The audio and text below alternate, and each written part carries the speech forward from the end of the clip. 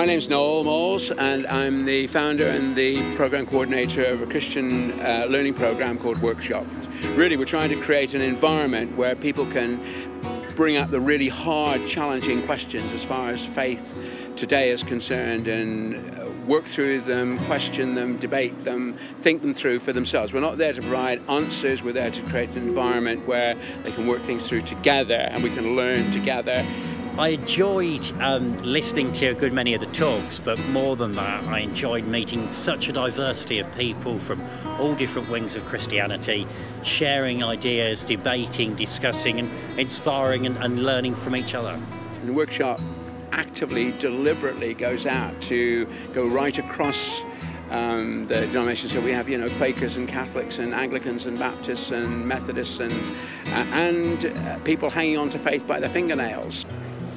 For me, it's been a place to go deeper with my faith at a time when I was very disenchanted with going to church and almost could see no point in attending a congregational church.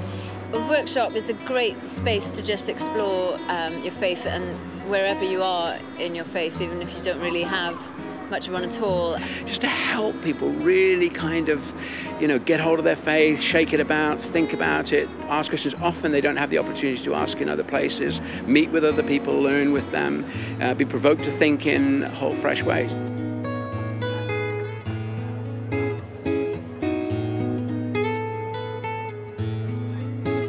Creativity in Life Weekend is helping people to sort of stop and think about the fact that really the very heart of the Christian faith is about freedom and life and creativity. God's incarnation in the person of Jesus is all about creativity. We see the whole style in which Jesus actually communicated his message was mind-blowing, taking people by surprise. The best way to think about the parables of Jesus is like a joke, and they have a punchline at the end of them. And unfortunately, they've been preached to death, and people haven't really understood the way in which these parables really sort of grab people, like the story of the Good Samaritan. What you need to realize is that everybody listening to Jesus knew who the third person was. The priest would go by, yes, that's what religious people like. The Levites were there sort of in hand with the priests. Everybody knew it was going to be a Pharisee who was coming along. The Pharisee was a person of the people. He was a really godly person. The Pharisee would come along and really help.